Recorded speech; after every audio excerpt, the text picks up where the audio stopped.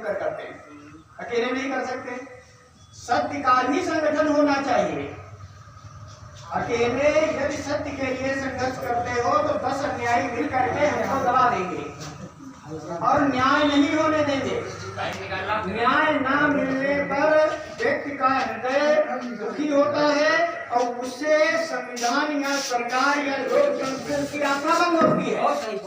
यह हमारे देश के लिए भी दुर्भाग्य का विषय है कि यहाँ न्याय नहीं होने दिया जा रहा है। इसलिए हमें सत्य के संगठन की आवश्यकता है, हमें समानता की आवश्यकता है, समान अधिकारों की आवश्यकता है, बिना भेदभाव किए, बिना रिश्वत लिए न्याय पर। जब सरकार सैलरी दे रही है हर कार्य के लिए तो हम रिश्वत किस बात की दें? किसी कर्मचारी को रिश्वत ना दें और अपने अधिकार के लिए संघर्ष करें। अपने ही लिए ना करें, दूसरे के लिए भी करें। अपने लिए तो सब करते हैं। जब आप किसी दूसरे का सहयोग करेंगे, सत्य के साथ में उसके साथ चलेंगे तो आपकी यदि आवश्यकता कभी पड़ी तो वह व्यक्ति आपके साथ खड़ा होगा। यदि आप यह देखेंगे कि इस व्यक्ति पर जुर्म या अन्याय हो रहा है या प्रताड़ित किया जा रहा है, होने दो, हम तो ठीक है, तो कल तुम्हारे साथ जब होगा तो वो भी यही सोचेगा, देख हमसे क्या मतलब है। तो हम लोगों को संगठित होकर जुर्म एवं भ्रष्टाचार के खिलाफ आवाज उठानी होगी, अन्याय के खिलाफ लड़ना होगा। अधिकार मांगने से कुछ नहीं मिलता, मांगने से कुछ मिल ही नहीं सकता, ना कभी मिला है। अधिकार लेने के लिए संघर्ष करना होगा, लड़ना होगा। बिना लड़े कोई भी चीज मिलना मुश्किल है, छीनना होता है, मिलता कुछ नहीं है। ना न्याय ना न्याय। जिसका संघ मजबूत होता है, संगठन मजबूत होता है, जिसकी व्यवस्था मजबूत होती है, जो आर्थिक दृष्टि से मजबूत होता है, शक्ति संपन्न होता है, उसी के पक्ष में निर्णय हो जाता है। तो हम न्याय के पक्ष को मजबूत करेंगे जिसमें बिना भेदभाव किए समानता के आधार पर सब लोगों को एक साथ में लेकर बिना भेदभाव के एक दूसरे का सहयोग करेंगे।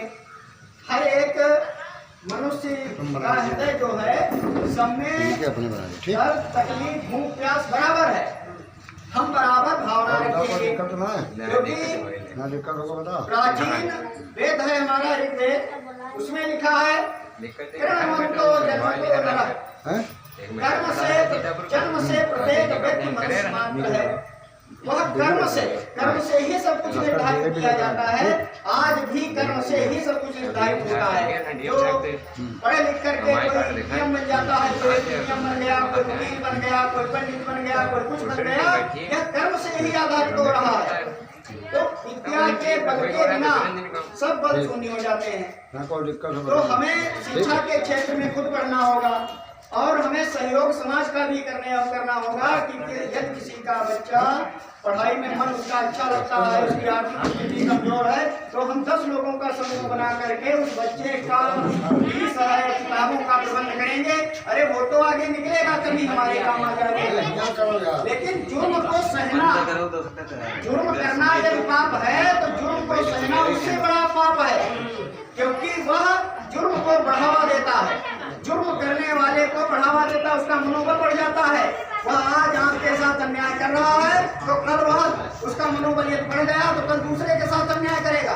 अन्यायी व्यक्ति को तुरंत ही कुचल देना ठीक होता है कि उसकी अन्याय की आवाज उठे कि हम अपनी संघ की शक्ति को एकत्रित करके उस अन्यायी को प्रत्युत्तर देना चाहिए और हमको न्याय दिलाना चाहिए। समाज में न्याय व्यवस्था स्थापित करनी चाहिए और सत्य को स्थापित करना चाहिए। दो ही पक्ष हैं पूरी सृष्टि में सदैव से रहे, एक सत्य का पक्ष है, एक असत्य का पक्ष है, एक धर्म का पक्ष है, एक अधर्म का पक्ष है।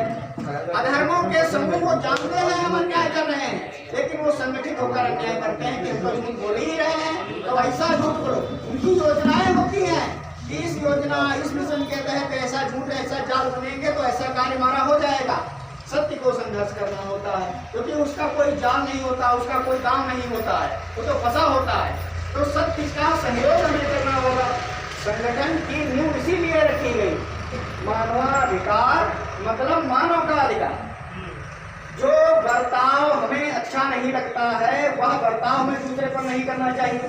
जो बर्ताव हमें अच्छा नहीं लगता है उस बर्ताव का विरोध भी करना चाहिए। शोषण के विरुद्ध आवाज उठाना चाहिए, चाहे घर में हो। अगर घर में महिलाओं का शोषण हो तो महिलाएं आवाज उठाएं। भाई शोषण क्यों? बस का बराबर का अधिकार है, तुम्हारा जितना अधिकार है उतना हमारा अधिकार है। कुर्सी पर बैठा हुआ है। बच्चे अधिकार उठाएं। कहीं कहीं पुरुषों का भी शोषण होता है महिलाओं के द्वारा, तो पुरुष आवाज उठाएं कि हमारा शोषण हो रहा है। लेकिन जो सत्य के पक्ष में हो उसका सहयोग करें। एक साथ मिलकर चले, एक लकड़ी होगी कोई भी तोड़ देगा। अगर हम 10 लकड़ी का एक गट्ठर बना लेते हैं तो कोई तोड़ नहीं सकता। संगठन का मुख्य उद्देश्य यही है कि हम सत्य की राह पर चलने वाले और परोपकारी व्यक्तियों का एक समूह इकट्ठा करेंगे।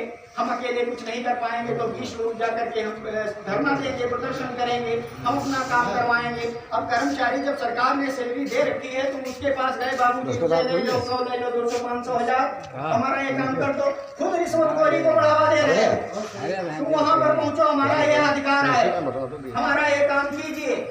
नहीं करते हो तो उससे उच्च लेवल अधिकारी से मिलिए।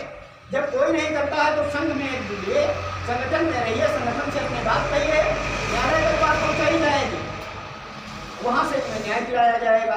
लेकिन जब खुद भ्रष्टाचार को जन्म दोगे तो दूसरे का साहस, भ्रष्टाचारी का साहस बढ़ जाएगा और वह निरंतर भ्रष्टाचार करता ही रहेगा।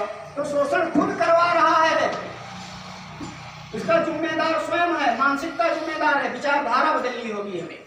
अगर हमें क्रांति लानी है तो हमें विचारधारा बदलनी होगी, क्रांतिकारी स्वभाव रखना होगा कि जुर्म को हम नहीं सहेंगे। ठान लेना होगा यह अन्याय और शोषण को हम नहीं सहेंगे। अपने पास या हमसे जो रिलेटेड व्यक्ति जुड़ा हुआ है, अगर उसके ऊपर अन्याय होता है, उसका शोषण होता है तो हम उसके साथ खड़े हो जाएंगे, सत्य बोलेंगे। क्या सत्य